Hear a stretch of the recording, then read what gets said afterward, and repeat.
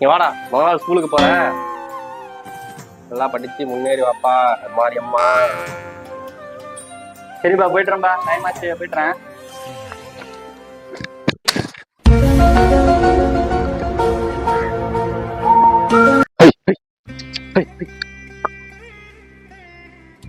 இவன ஸ்கூல் போகாம இருக்க நம்ம பையமா இருக்காவ, மணி வேற ஆச்சு என்ன பண்ணிட்டு இருக்காவன்?